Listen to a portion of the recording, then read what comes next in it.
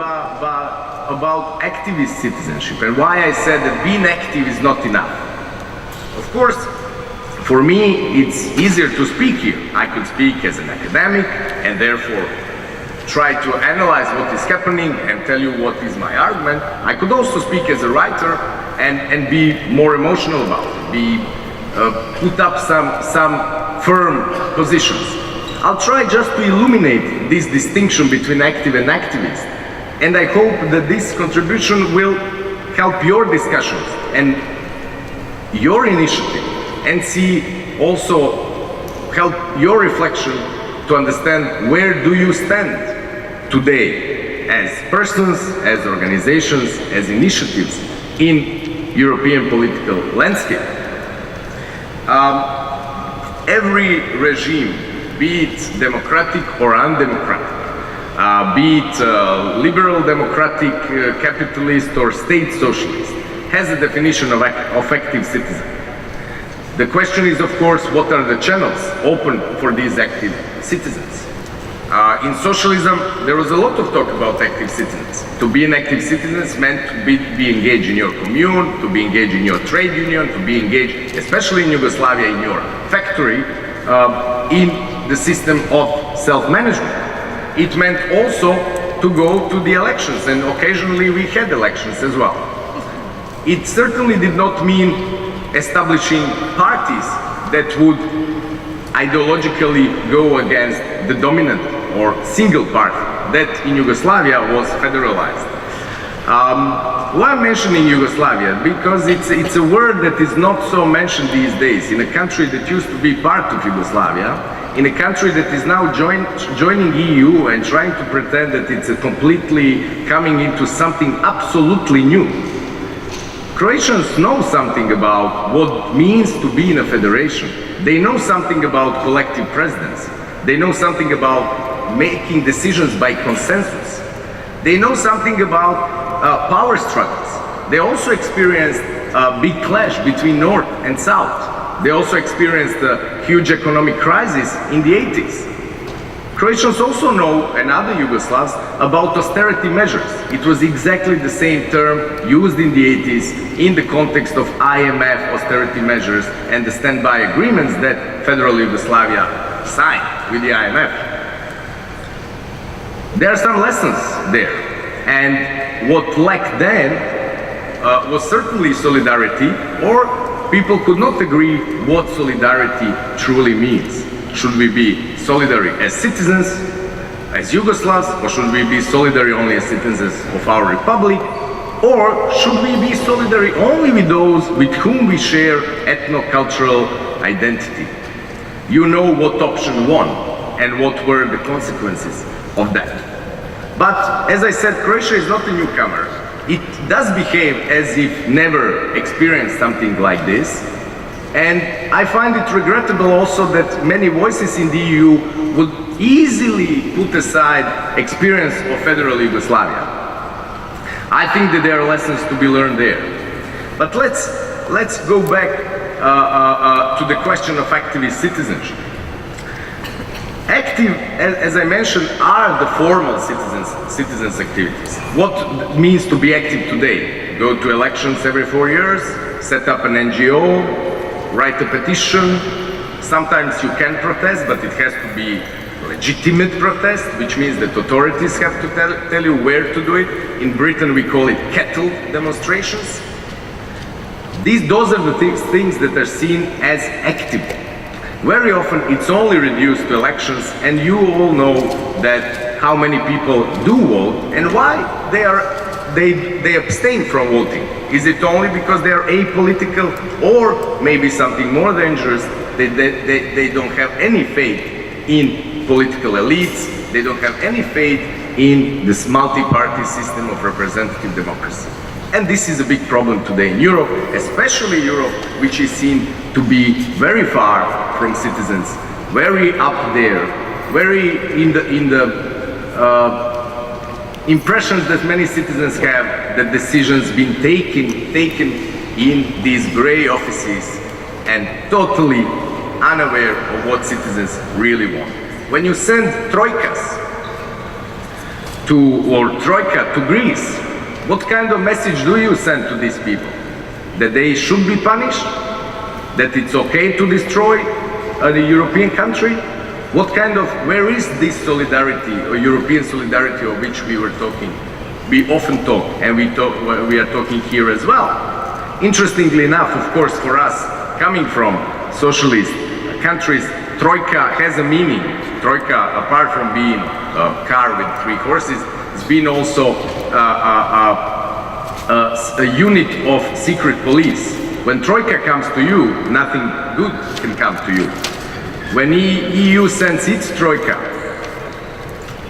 nothing good, as far as we can see, can come to you. We should be aware of what words means, and in this respect, neglecting also the experience that we have in the East, as they say, is also detrimental. Activist citizenship should be the citizenship that creates a new social and political dynamic, and that it's basically opening new spaces for citizens. Being an activist means even sometimes to cross the legality line in the name of legitimacy. Being an activist means that you will form new subjectivities, that is thinking differently, that is organizing differently, and that acts differently.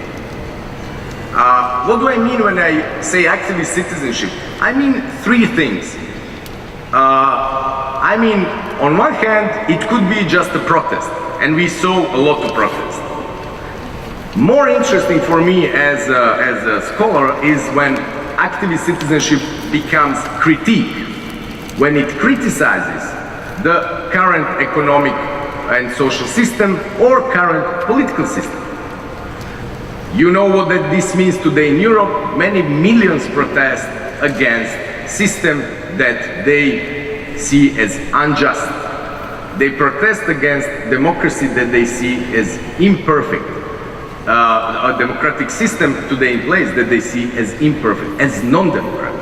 All protests across the globe have basically 2 leitmotifs. One is social justice, and the other one is democratization. Democratization of these systems that we call democracies, and that many people are today seeing as oligarchies. You can call yourself, as some socialist regimes also call themselves, popular democracies, and many people did not believe it's a democracy. And I think that the EU today has a problem if its institutions will be seen only as oligarchic and not truly democratic. But there's the third way of being an activist citizen, and this is what I call emancipation. This means bringing something new.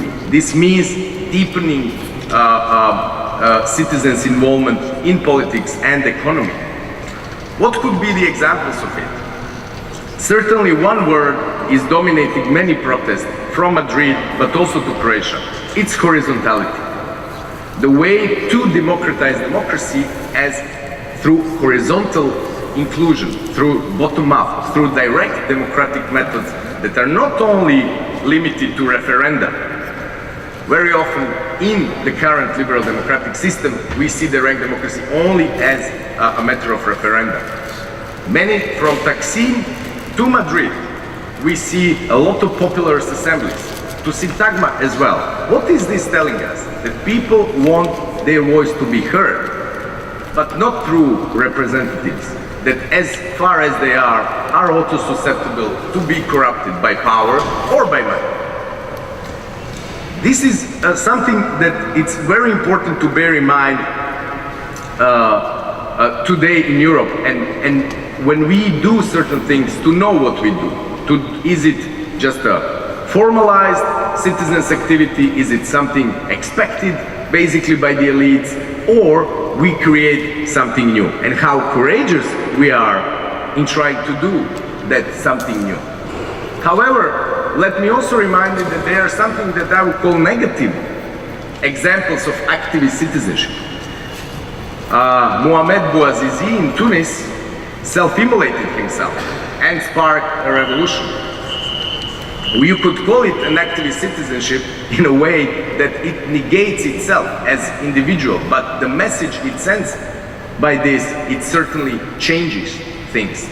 Unfortunately, his example is followed almost everywhere, from Syntagma, where a 77-year-old man killed himself because he cannot afford living, or to our neighbor Bulgaria, where a man with the name Plamen Goranov, and all of you knowing Slavic languages, you'll know that the name, unfortunately, was almost anticipatory, also self-immolated himself only recently because he couldn't pay electricity bills, like many of its compatriots. We could go on and on with this, and we certainly do not have time. I think that my role here was to say that we absolutely need a critical dialogue, no matter of political stripes we have. I'm sure you are guessing my preferences, but that critical dialogue means that every decision taken in our name has to be critically questioned and not justified just because of fascination with institutions, or just because of the idea that we all share, idea of united Europe, of all these nice things that we heard here. It has to have a content. If this doesn't happen, somebody else will give a content to people. And we also here in Croatia, we have an experience of that. When the content becomes isolation, discrimination, identitarian narrow constructions, when it becomes expulsions, when it becomes go all the way to war crimes. We have certain experience about what could happen, and these things, if they happen, it will be very late to denounce them. So I think that there is a huge responsibility today to listen what the street has to say, and also to understand that the good old days of elite politics are gone. This is my belief, and you can see the proofs of this every day. When and what will be the alternative? I don't know. We have to figure it out ourselves. Thank you very much.